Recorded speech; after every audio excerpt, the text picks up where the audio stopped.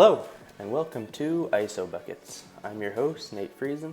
Thanks for downloading and listening to the show. If you want to be notified when a new episode drops, make sure you're subscribed to the show on Apple Podcasts, Spotify, or wherever you get your podcasts. Also, feel free to follow the show on Twitter and Instagram at ISO Buckets. This week, I'm going to be taking you through the remainder of my first round big board. So let's get right into it. We'll start right where we left off last week with the number 16 player on my list, who is Killian Hayes. So for those of you who don't know, Killian Hayes is a 6'5" point guard from France. I kind of compare him to D'Angelo Russell, and I'll just say off the top, like these comparisons are not so much like I think they're going to be as good as that player, but they're more so just kind of like in terms of the style of play, so that you kind of have an idea kind of what this player plays like. So yeah, Killian Hayes, similar style to D'Angelo Russell. He's like a smooth lefty guard. He actually just declared for the NBA draft on March 27th. So as I mentioned, he played in France. He averaged a pretty impressive 12.8 points, 6.2 assists, and a steal and a half per game this season in France, and shot really impressive numbers of 45% from the field, 39% from three, and 91% from the free throw line. And I mean, he's only 18 years old. He's still really like a raw talent. And yeah, I mean, just his shooting numbers and his raw numbers honestly are super impressive for an 18-year-old who's playing in a professional league in France. I would just say like the one thing he may kind of struggle with when he gets to the NBA is like he somewhat lacks like lateral quickness, and so like that may make it more difficult for him to guard like the quicker NBA guards. But I mean, he's super fast, so I'm sure this is something he can like easily work on. Yeah, so some of the teams I think that may like be in and around a position to take Killian would be teams kind of like just outside the lottery. So like the Orlando Magic, the Boston Celtics, the Minnesota Timberwolves, Dallas Mavericks. Some of these teams made trades, like the Celtics. I believe they got that from Brooklyn.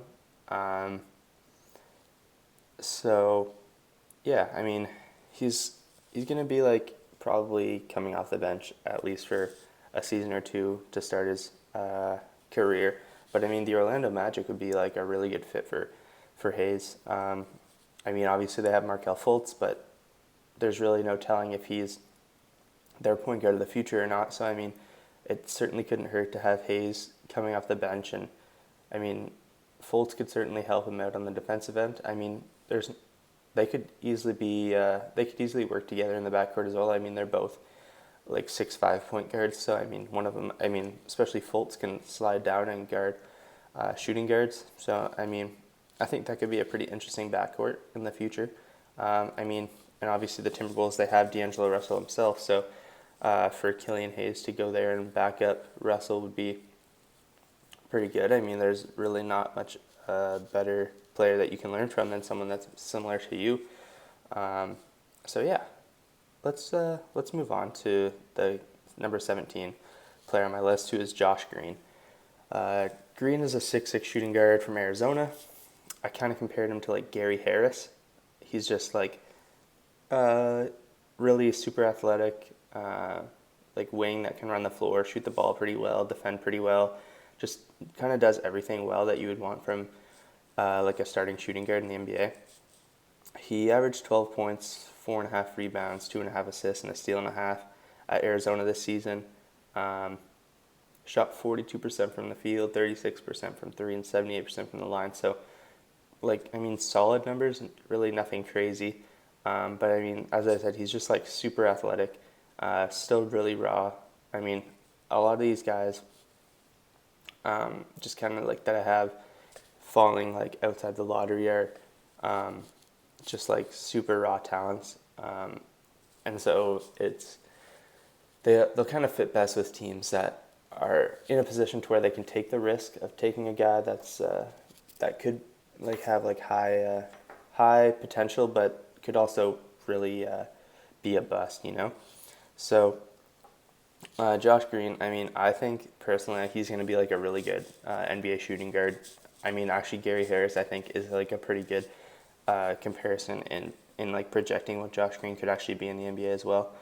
Um, and in terms of like teams he would fit with, similar teams like the Magic, Timberwolves, Celtics, even the Mavericks. Um, I mean, really any of these teams would work. I mean, I think he'd slot in perfectly next to Markelle Fultz when Evan Fournier is eventually out of Orlando, which could be sooner than later. Who knows? I mean, he'd also slot well nicely to beside D'Angelo Russell in Minnesota. I mean, and on Boston, he'd probably have to come off the bench just as there's not much. They have so much wing depth. But I mean, as a rookie for sure, like I mean, he'd be a good bench option.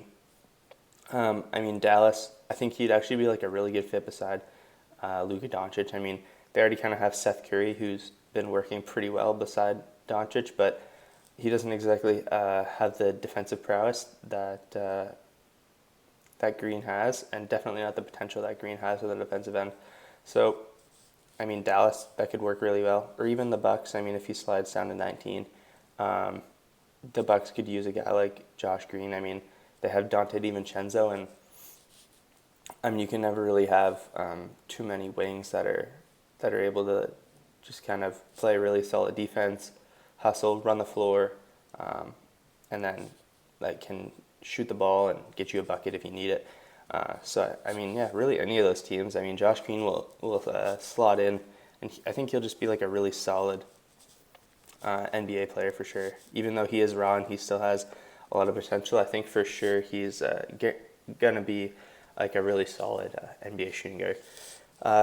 So number 18, sorry, on the list is Precious Achua. He's a 6'9" power forward from Memphis.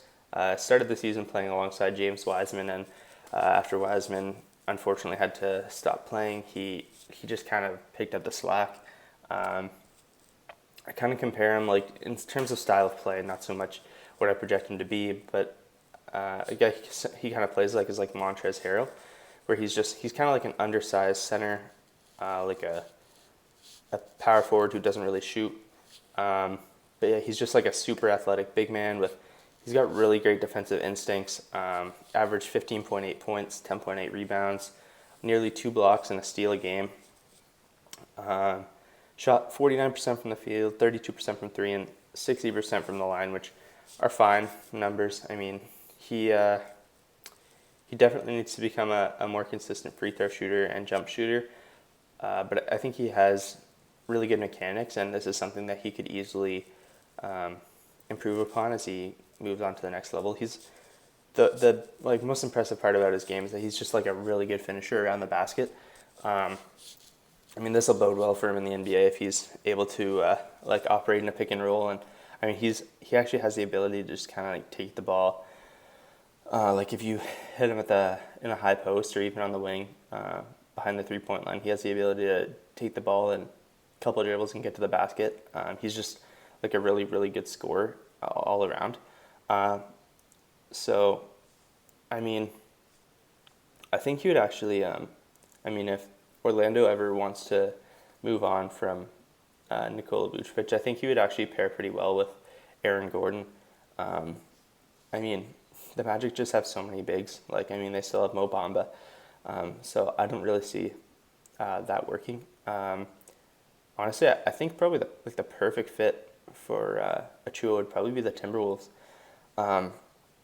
He could really make up for what Towns lacks on the defensive end, and I mean because Achua struggles to shoot the ball.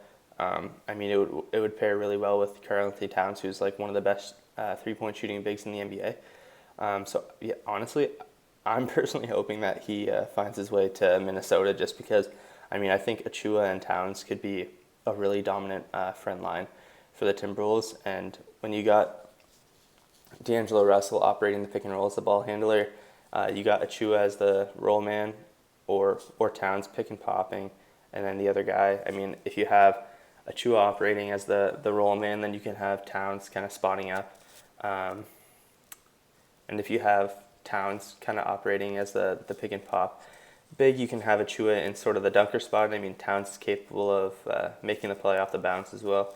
So I think they could have like a really interesting dynamic, especially if they've got like a couple wings and Jarrett Culver and Josh Okogie who are good defenders. I mean, the Timberwolves could be good in a few years' time for sure if the duo of Towns and Russell is able to keep growing. Um, so let's move on to number 19 on the list, where I have Tyrese Maxey, 6'3" point guard from Kentucky. Kind of compare him to Eric Bledsoe. He's just like such like a big, strong point guard. I mean, his defense in college has been hit or miss just because of like effort. I mean, he's been pretty much everything for this Kentucky team this season, and I think if he gets the NBA, I mean, he definitely has the physical ability to be like an elite guard defender in the NBA. He shows flashes as well of being like a really great shooter. He has really good form, but he was really streaky this season at Kentucky. I mean, he had to take like a lot of attempts for the team, and he was just kind of like everything for them offensively. But yeah, I mean, he averaged 14 points and 3 assists a game on like 43, 29, 83 shooting splits. So, I mean, his free throw shooting is promising at 83%, but 29% from 3, that's just, I mean, for a point guard in the NBA, that just needs to be better. But like I said, like he's streaky and he has really good form. So I think in more of like a limited role in the NBA, I think he could for sure improve from behind the arc, especially if he kind of commits to being like a bench guard early in his career and just bringing kind of like a 3-and-D type guy off the bench. I think he could be a really useful player even as a rookie or second year player. I mean, a guy like that would fit pretty well with the Celtics, just kind of coming off the bench behind Kemba Walker and playing alongside Marcus Smart. I mean, the one thing the Celtics sort of lack off their bench right now is scoring. So I think Tyrese Maxey for sure could be just kind of like an explosive scorer off the bench for them. And if he's able to provide just like above average defense alongside Marcus Smart, I mean, that could be a really good backcourt off the bench for the Celtics. I mean, he could also pair pretty well alongside Luka Doncic on the Mavericks if he's able to bring like that elite defensive effort every single night that I think he can if he really commits to it. I think a coach like Rick Carlisle could definitely bring that out of him. So yeah, I mean, I think the Celtics or the Mavericks would probably be the best fit for a guy like Maxey. The next guy on the list is Zeke Nagy, from another guy from Arizona, 6'11" center. Compared him to Jusuf Nurkic. I think he actually has the potential to be just as good, if not better, than Nurkic. He just really has a similar style of play where he's like an old school style big man where he plays with like his back to the basket, but the difference is like he has like great passing vision out of the low post, which is something that's like absolutely necessary with a modern big man. He's also still like a super raw talent. He averaged 16-8 this season at Arizona, shot 58% from 2, 29% from 3, and 76% from the free throw line. So he's definitely like a capable shooter. I mean, 29% from 3 is certainly not good, but I mean, he showed that he was able to make it from mid-range, so I don't see any problem with him eventually stretching it out behind the three-point line when he gets to the NBA, and he has like a little bit more development. As I mentioned, he's still super raw, so he's got a lot of time to grow. I mean, his biggest, for sure, his like biggest positive asset this season at Arizona was just like his ability to get inside and score like all the time. Like I said, he shot 58% from 2, and I mean, he was often out of control like when he's driving to the basket, but he's really good at making tough shots, which is like a useful skill at the next level. Um, I think, especially if he's not kind of like the main offensive option, if he's surrounded by obviously like NBA talent, um, I think this will probably open it up for him, especially if he's surrounded by more shooters and such. I think he could for sure be like a modern day big man, similar to Yusuf Nurkic, able to play out of the high post on the low post, making plays, whether he's scoring or passing to like kicking out for threes or even dishing off to cutters and such. I think Naji. I mean, this is another guy who would be a perfect fit for the Celtics. I mean, obviously the Celtics just lack like really any kind of big presence besides like Enes Kanter and Daniel Tice and Robert Williams. But I mean, none of these guys are like long-term fits with the Celtics, I don't think. I mean, Tice looked good this year, but I don't know. I just think that they're going to want to upgrade at the 5 spot eventually, and I think Naji could be that. And I mean, he would still fit with the timeline with Tatum and Brown. He could grow with them. And then, I mean, yeah, his like passing ability would work well with being kind of like a third or even fourth or fifth option on that team. So yeah, I mean, the Celtics would be good. Even going down further, I mean, the Heat, if he wants to come off the bench behind Bam Adebayo, I think that could be good.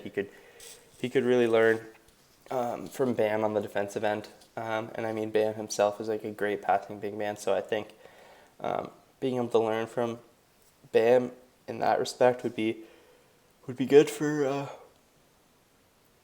Naji.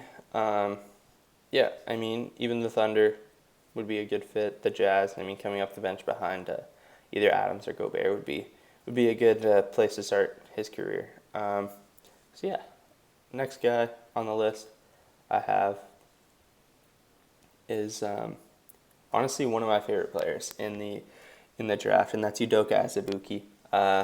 Just an absolute beast of a man, 7-foot center from Kansas.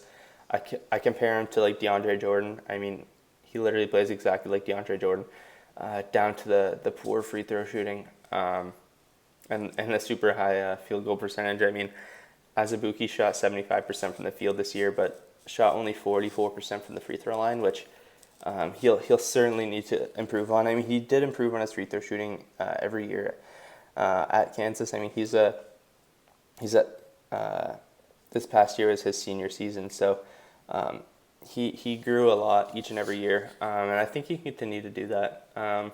He was actually just named second team AP All-American, which is really good. I mean, he anchored the best defense in the country on the best team in the country. Yeah, as I said, he's just like a super crazy athletic big man. I think he'll be an elite rolling big in the NBA. In addition to like his shooting percentage, he averaged 13.7 points, 10.5 rebounds, and 2.5 blocks a game for Kansas. I mean, just as I mentioned, like anchoring the best defense in the country, and I mean his ability to run a pick and roll and catch lobs, play great team defense. I mean, it's going to translate seamlessly to the next level, in my opinion. And I mean, even a guy like him coming off the bench for the first few years of his career, similar to like a Mitchell Robinson, I think he'll be like a really great center at the next level. I mean, he'd honestly fit with any team. Like, I mean, I'm sure the Jazz would love to have a guy like Azubuike just kind of mirroring what Gobert does in limited minutes. I mean, Gobert's playing, I don't know, something like 34, 35 minutes a game. So if you have Azubuike coming in there for 10 to 15 minutes a night, just kind of mirroring or doing his best Rudy Gobert impression, I think that would work really well for the Jazz. Same with the Heat. I mean, he does similar things to Bam Adebayo. He's a little bit more limited offensively, but I mean, maybe he could learn how to sort of make plays off the dribble from the high post from a guy like Bam. Really kind of expand his offensive game. Yeah, so I mean, I think those are probably like the two teams that should really be looking at getting him. even if he slips all the way down. Like I don't think he'll fall. Well, I personally would take him in the top 25, but if he makes it down to like say 28 for the Raptors, I think he would fit really well alongside Pascal Siakam. And I mean, Serge Ibaka and Marc Gasol are not going to be in Toronto forever. So yeah, a guy like Azubuike fitting alongside Pascal Siakam in the future could be really good, especially with the Raptors. Like they got OG Anunoby and Fred VanVleet and Terrence Davis, who are looking like they're going to be a really good team for years to come. So yeah, with that being said, let's move on to the 22nd guy on the list. So the 22nd guy on the on my big board I have is Devin Vassell.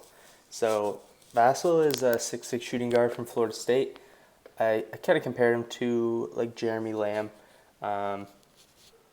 He only averaged like 12.7 points a game at Florida State this season, but he had really good shooting numbers. Shot 49% from the field, 41% from the 3-point line, and 74% from the free throw line. So I mean, he's super long and athletic shooting guard. I mean, he's a good ball handler, really good shooter, as I mentioned, 41% from three. Shows the ability both off the catch and off the dribble to be a really good 3-point shooter.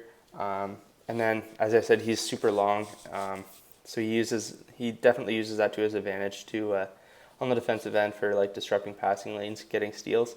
I mean, I think he would fit with a lot of teams, just kind of providing like 3-and-D wing play off the bench. I mean, in like kind of like the mid to late first round, some teams he could see himself potentially landing would be like the Philadelphia 76ers or the Denver Nuggets.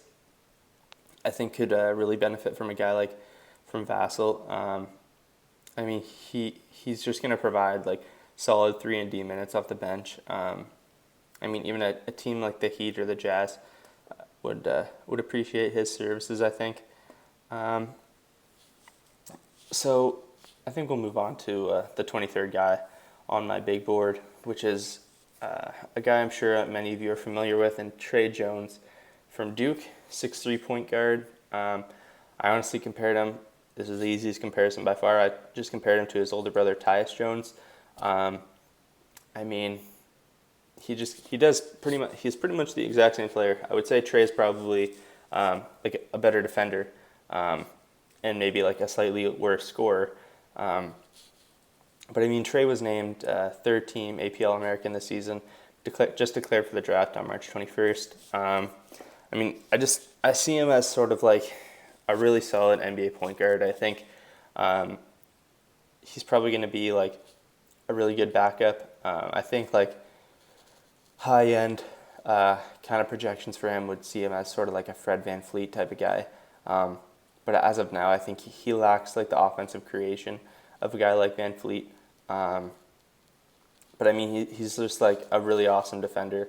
Can be kind of like the head of a really solid defense. Really good playmaker.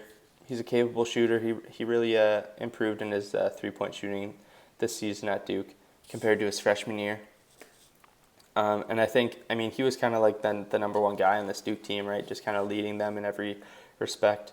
But I mean, if he gets to the NBA, and like I mentioned, he's probably going to be destined to be sort of like a really high-end backup point guard.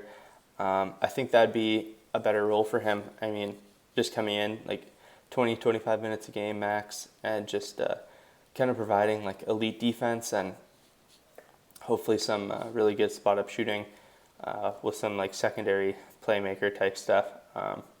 Just kind of being like a floor general for your bench unit. I think Tre Jones projects to be really good in that regard. So, I mean, similar to Vassell, I think he would just be like a perfect fit with any of these teams that are kind of looking to just shore up some of their depth. Some of these like borderline contending teams like the Utah Jazz. I mean, if Mike Conley is gonna figure out kind of what's been going on at the beginning of the season was kind of confusing for Mike Conley. I mean, he may be nearing the end of his prime for sure. But I mean, I think Jones would be like a suitable backup behind a guy like Conley, or even for the Heat. I mean, he could be a really good kind of bench point guard. I mean, for the Heat, like Jimmy Butler kind of runs that team offensively for the starting unit, but I think when it comes to the bench, I think they kind of lack a guy that's able to just kind of get everyone where they need to go. I mean, Goran Dragic is played really well this season, but I think even a guy like Dragic could pair really well next to Jones. I mean, Dragic is really good in an off-ball role. He's not exactly the greatest defender, so I mean, Jones would kind of pair really nicely to Goran Dragic off the bench, I think, for the Heat. Even the Thunder, I mean, they have such a wrath of point guards, but I mean, Jones coming off the bench, I mean, to start his career, he's probably going to be a third-string point guard anyways, so I mean, playing limited minutes, kind of learning from guys like Shai Gilgeous-Alexander and Chris Paul especially would be a really good teacher and mentor for a guy like Trey Jones. So I think any of those teams would really benefit from drafting a guy like Trey Jones in the mid to late first round. 24th guy I got on my list is Jalen Smith from Maryland. He's a 6'10" center. Style of play wise, I don't really know how he projects as good as this guy, but I think his style of play is really similar to Miles Turner. I mean, not likely going to be as good as Turner, but he could be. I mean, I see Smith as sort of he could come off the bench and provide similar stuff to a guy like Miles Turner. Like, he's just like a freakishly long, athletic big man. Also named third team AP All-American. Really great shot blocker, able to anchor any team defense. Really, really impressive three-point shooter for a big man. I think that's going to translate really well for him to the NBA. He averaged 15.5 points, 10.5 rebounds, 2.5 blocks per game. Shot 54% from the field, 37% from three, and 75% from the free throw line, which are really good numbers for a big man of his caliber. The one knock I would say is that in college he sort of just relies on his size and athleticism to get rebounds, which he's obviously had success with his entire life. But when he gets to the NBA, I mean, he's not going to be the biggest, strongest guy out there anymore, and he's going to have to really focus on proper box-out mechanics and stuff like that if he wants to be an effective rebounder in the NBA. That's kind of why I compared him to Turner. I mean, I think Turner is sort of like a suboptimal defensive rebounder in the NBA. I mean, he's fortunate that he plays beside Sabonis, who's one of the best defensive rebounders in the NBA. But yeah, I mean, I think Smith, I think he would actually work pretty well on a team like the Pacers. I mean, they don't have a first round pick this season, unfortunately, or this year. But I think he'd be a really good center for a lot of these playoff teams. A team like the Celtics, as I mentioned, could pretty much use just take shots at centers as much as they can. The Jazz, I think he would be a really good backup behind Rudy Gobert. Same with the Heat, good backup behind Bam Adebayo. Sixers even, Nuggets even, but good backup behind Embiid or Jokic.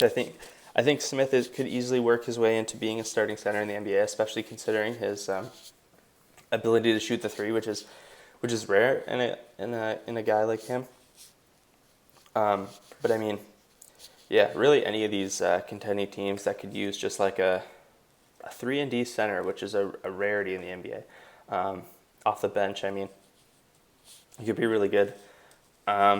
Even I think kind of like a worst case comparison for a guy like Smith would be like Chris Boucher of the Raptors. I mean, Boucher is just like a lot skinnier than Smith, but I mean, brings the same type of stuff to the table where he's able to shoot the three, gets a lot of blocks, and able to score off the bounce in a limited capacity. So yeah, I mean, I think at worst Smith's going to be a backup center in the NBA, but I mean, he could easily see himself growing into a guy like Miles Turner, to where he's going to be somewhat of like a unicorn with like the 3-and-D ability from the 5 spot. So the next guy on my list, number 25, is Saddiq Bey. So Bey is a 6'6" small forward from Villanova. I kind of compare him to a guy like Danny Green. So he only averaged like 7.3 points and 2.7 assists per game this season. He averaged 16 points and 5 rebounds. But I mean, he, despite the fact that he had like super unorthodox shooting form, he actually shot 45% from 3, which is obviously really impressive. So I mean, I don't think anyone's going to be knocking his form if he continues to shoot at that clip. Also shot 47% from 2 and 77% from the free throw line. So, I mean, he could he projects to be like a really good 3-and-D wing at the NBA level. And yeah, as I mentioned, similar to a guy like Danny Green, would be like a high-end comp for a guy like Bey. So yeah, I mean, obviously Danny Green is one of those guys that like every contender loves to have on their team. So I think really any of these late first-round teams would love to have him. I mean, similar to pretty much every team. I mean, the Nets, the Nuggets, the Sixers, the Heat, the Thunder, the Celtics, the Raptors, the Lakers, all of those teams could benefit greatly from having a guy like Bey on their team. Especially the Lakers, I think it would actually be pretty cool. I mean, I compared him to Danny Green. So, I mean, for him to kind of come off the bench and try and be like a Danny Green light for the Lakers could be a good spot for Bey. So number 26 on my list, I have Theo Maledon, 6'4" point guard from France.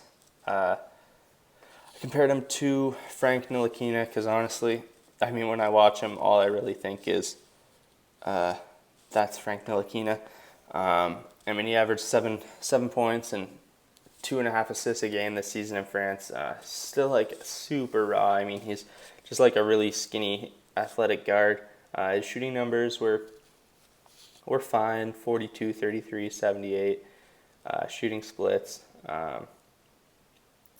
Yeah, I mean, he definitely shows potential on both ends of the floor to be kind of like a crafty guard, able to get inside, really good passer.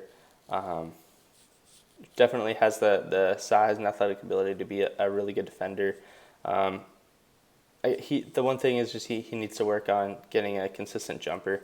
As I mentioned, only 33% from behind the arc this season, and I mean he only had like a limited role on his team in France, but and I mean considering he's still so young and raw, I mean the 7 points and nearly 3 assists a game is fine. So I think he's going to be one of those guys similar to Ntilikina who he's just going to be kind of like a boom or bust type guy. I mean, Ntilikina's somewhat carving out a role in the NBA just due to his like elite defensive ability, but I mean he still has not really shown much offensively. So I mean it's going to be interesting to see Theo Maledon. I think he's going to be one of those guys that I think a team is going to want to take a flyer on, like maybe like the Mavericks. I mean, what do the Mavericks really have to lose with like a late first round pick this season? Even a team like the Knicks. I mean, they already have Frank Ntilikina himself. Why not get Theo Maledon as well? So I think, yeah, I mean, any of those teams that's kind of in a position to where they can kind of take a flyer on a guy that is super raw and flashes really high end potential, but could also really be a bust. I think we should take a chance on Maledon. Number 27 on my list, I have Cassius Stanley. 6'6" shooting guard from Duke. I compared him to like a young Zach LaVine. He's just like a super athletic uh, shooting guard with a solid 3-point jumper. Averaged 12 and 5 this season, 12 points, 5 rebounds at Duke. Had really impressive shooting numbers, shot 47% from the field, 36% from 3, and 73% from the free throw line. Still super raw. I mean, he's actually one of the older guys in this draft. I think he's already 20 or 21 years old. But he definitely has the potential to be a really good NBA player. And I mean, as you saw with Zach LaVine, he worked his butt off and turned into like a borderline all-star in the NBA. And I think the one thing Cassius Stanley has that LaVine doesn't is he projects as a really good defender at the next level, in my opinion. I think LaVine obviously has the tools and like the athletic ability to be a great defender, but I think just especially in the Bulls, I mean, he just has to carry such a heavy offensive load that it's difficult for him to exert maximum effort on the defensive end every single possession. So I think a guy like Stanley, especially in a limited role off the bench to begin his career, I think he could be like a really good like 3-and-D shooting guard off the bench that also, just due to his like crazy athleticism, has the ability to kind of get to the basket from time to time. So I think some teams that could benefit certainly from what Stanley will bring to the table is I definitely think the Sixers would be like a good fit for him, just kind of coming off the bench behind like a guy like Josh Richardson. I think would be good for them. I think he's kind of like a high ceiling, high floor type player. Yeah, I personally don't see Stanley kind of completely flaming out of the NBA in his first, 5 seasons. I think he definitely will project to have a really long NBA career. So yeah, number 28 on my list, I have Aaron Nesmith, who's a 6'6" shooting guard from Vanderbilt. I compared him to Dillon Brooks, but I mean, this guy is certainly a better shooter than Dillon Brooks, but I just think the way that he gets to his spot, just kind of moving without the ball, I kind of see flashes of Dillon Brooks in his game. So Aaron averaged 23 points, 5 rebounds, and a steal and a half per game. He shot 51% from the field, 83% from the free throw line, which is super impressive. But by far the most impressive part about his game is that he shot 52% from the 3-point line. 52%. And so when I saw that number, I was like, okay, he probably shot like 1 or 2 a game and made 1 or half per game, No. He shot 8.2 3-point attempts per game and shot 52%. That is absolutely insane. I mean, he's easily the best shooter in the draft. I mean, it's absolutely incredible. I mean, 52% from behind the arc. I realize it's the college 3-point line, but I mean, this guy, he has range too. I mean, he was shooting majority in a catch and shoot capacity, which will be great for him in the NBA. I think he definitely could be a starting shooting guard in the NBA right away, just because of his 3-point ability. I mean, even like another comparison could be a guy like Landry Shamet, who came in right away and just was basically starting on the Clippers and the Sixers just because of his ability to shoot the ball. And the thing with Nesmith is that he's a better defender. I mean, he's long and athletic, definitely more so than a guy like Landry Shamet or even Dillon Brooks. So I think if he's able to, I mean, he doesn't even need to play. I mean, he just needs to play like league average or slightly above average defense. If he's able to shoot that well from behind the arc, I think he's gonna be a really, really good NBA player. Honestly, I think he might go higher than 28 just because these contending teams like the Nets, Nuggets, Sixers, Heat, Jazz, Thunder, Celtics, Raptors, Lakers, I think they're all going to want to get a guy like this. Even if he's coming off the bench for these teams, a guy that's able to shoot the ball that well will be extremely beneficial for any of these teams. I would say the one thing about him is, and honestly, it's not that big a deal considering he shoots 52% from the behind the arc, as I mentioned. But his form is a little bit strange. I'm not entirely sure what it is. It just kind of looks weird coming off his hand. That's just like a minor detail considering he shoots 52% from behind the arc, which I don't think he's going to shoot 50% from three in the NBA, but if he's even able to shoot like 40 or 45%, that's going to be really impressive, especially for a rookie. So moving on to 29 on my list, I have Kira Lewis Jr., who's a 6'3" point guard out of Alabama. And take this comparison with a grain of salt. I kind of compared him to Ja Morant. Not so much. I obviously don't think he's going to be as good as Ja Morant. I have him 29th on my big board. Ja Morant, if he was in this draft, would be first by a mile. I don't think he's going to be as good as Ja Morant, obviously, but his style of play is really similar. He's just like super smooth scorer, really like aggressive defender, but like despite the fact that he's like really, really skinny, similar to Ja Morant. But this season at Alabama, he averaged 18.5 points, 5.5 assists, and 1.8 steals per game. On really, really good shooting numbers, shot 46% from the field, 36% from three, and 80% from the free throw line. So I think, as I mentioned, like he's like a super aggressive defender, which is awesome. But he is really skinny, and I think just like that's gonna affect him in the NBA. I think, especially early in his career, he's gonna have difficulty adjusting to the physicality of the NBA on both ends. He really thrives on kind of like slithering his way to the basket, I guess. As I mentioned, he's like super smooth ball handler and scorer. So I think he's probably gonna have to rely on his 3-pointer a lot more early in his career. And he's a capable 3-point shooter, but he's certainly not a knockdown 3-point shooter.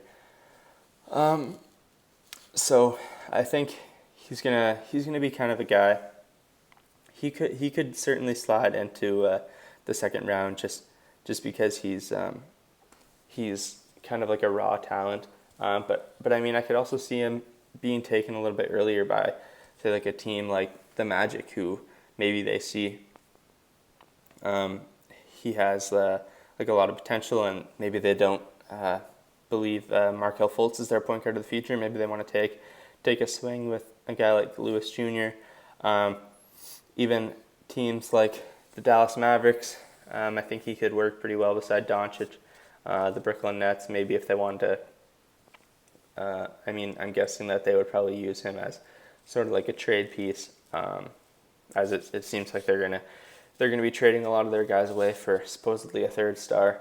The Knicks could certainly benefit from basically any sort of talented guy, and I think Lewis, for late first round options, certainly has one of the higher ceilings.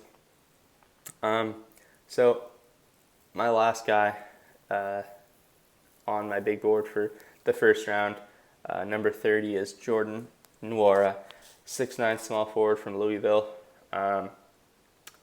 He was a junior this year at Louisville. I compare him to Otto Porter Jr. in the NBA. Nwora was named to the AP All-American third team this year. He's I think that, especially considering I think he's probably going to go late first round, early second round. I think he's going to be a guy who we see make a big impact early in his NBA career. As I mentioned, he was a junior at Louisville, so he's already an older guy. He's just like a really long, athletic forward with the ability to shoot the lights out of the ball. And at 6'9", he has all the tools to be a really good 3-and-D wing in the NBA. The only thing he really lacks is like he's a good scorer off the dribble, but I think he'll struggle off the bounce in the NBA. But honestly, I don't think it's really going to matter. I kind of think, like as I said, I compared him to Otto Porter. So if he's able to just kind of play really good defense and shoot the ball from behind the arc really well, I think Nwora is going to have a really big impact on some teams, potentially early in his career. I think teams late in the first round, like the Raptors, Lakers, or Celtics, could really benefit from having a guy like Nwora on their team, especially a team like the Lakers. I mean, I think we could see him come in and have similar to like a Kyle Kuzma impact early in his career.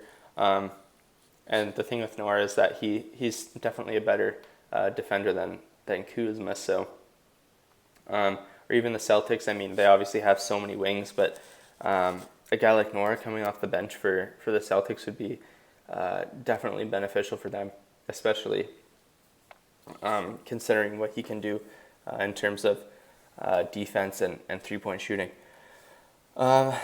So yeah, that's gonna wrap up my top 30 players in this draft.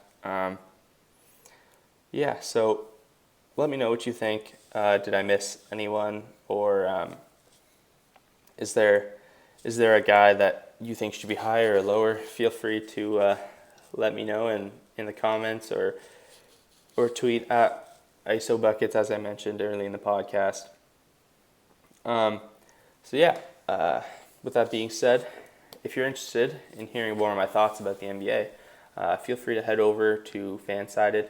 I'm writing about the Toronto Raptors often. I'm also a site expert for the Soaring Down South site, so I'll be putting out all of the Hawks content as well. So feel free to head over to Fanside and check those out.